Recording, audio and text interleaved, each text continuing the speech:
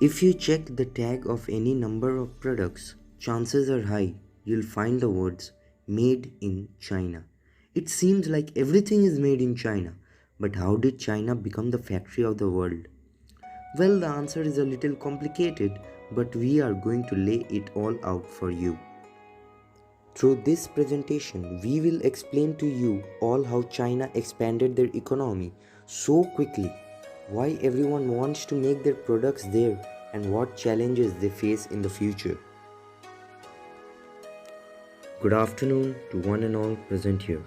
Netaji House presents SST seminar before you on the topic Rise of China as a Global Factory. Introduction. The People's Republic of China was formed in 1949 under the leadership of Mao Zedong. Chairman Mao is credited with modernizing the country and helping to elevate it to a world power, in part by improving education, promoting women's rights, developing a better healthcare system, and laying the groundwork for a more industrialized economy. However, in the later half of his rule in the 1970s, China was still primarily an impoverished nation, partially as a result of political turmoil and the government's mismanagement of the economy. Yet today, only 40 years later, China is the world's second largest economy, the top manufacturing and trading nation, and one of the most influential investors in countries throughout the world. China has replaced America as the world's top factory producer, and they are actually on track to potentially surpass the economy of the United States to take the economic position in the world. China is truly the factory of our world, with over 47% of its exports going to Asian countries, 22% going to America, 19% to Europe, and about 4% to both Africa and Latin America. But now let's take a look at the factors that all have made this possible. Economic reforms. In 1978, 2 years after the death of Mao Zedong, Deng Xiaoping became the paramount leader of the People's Republic of China.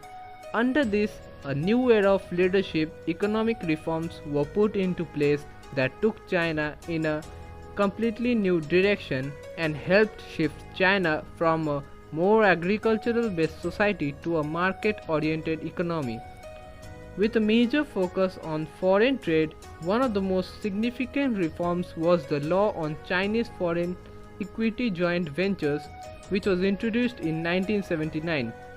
This opened up the country to foreign investments and allowed for individuals in China to start business that weren't owned by the state. This was the beginning of a number of important trade relationships, including their number one future trade partner, the United States. US and China trade relations. Around this time, diplomatic relations between China and the US began to improve in 1972. The US imported only $4.7 million worth of goods from China by 1984. The US was China's third largest trading partner, but China still only represents less than 2% of all American imports.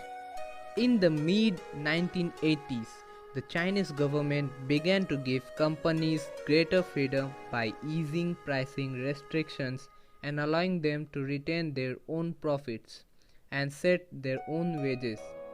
They also offered tax incentives to both domestic and foreign investors.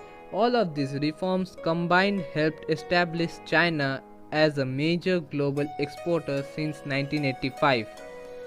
America's trade with China has increased well over 7,000%. In 2015, China passed Canada as America's largest trade partner.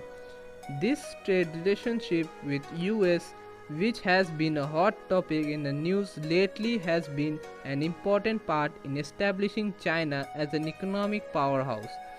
But it's only one of several factors that have helped to make China the indisputable factory of the world. Now let's take a look at another one. The future. The state of manufacturing is close to a tipping point in China due to a combination of factors we mentioned earlier that wages are increasing, which has caused many companies to explore other low cost options outside of China, such as Sri Lanka, where workers make an average of 50 cents per hour. At the same time, factories are compensating for the decrease in skilled laborers by automating as much as possible. This means that robots are rapidly taking the place of Chinese factory workers, and there are minimal efforts to teach these workers new skills that could be valuable in the shifting economy. This is why many experts have stated that unemployment will be a significant problem in the coming years in China, with the country's biggest cities being hit the hardest. For these reasons and a few others, China is beginning to take steps towards restructuring into a service-based economy with a greater focus on e-commerce and technology. 2018, 52% of China's GDP came from the service sector, while 42.7% came from the industry. Conclusion.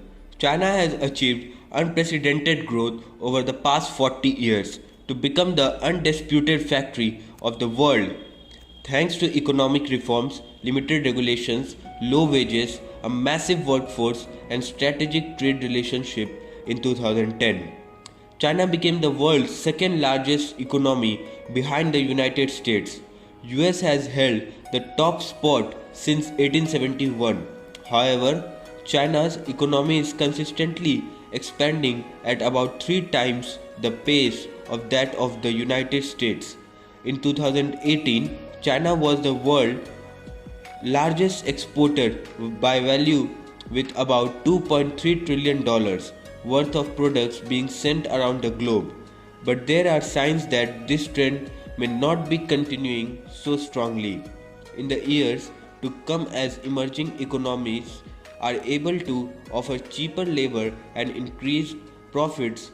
However, China appears ready to face the challenges of the future head on and adjust as necessary to maintain their status as an economic powerhouse.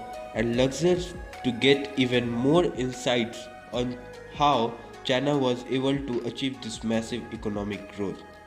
Check out China's Economy: What Everyone Needs to Know by Arthur Koreber. This book includes important details about how China got to where it is today and discusses how China will need to adjust in the future to maintain its success and the implications for a wide range of industries. Thank you, everyone.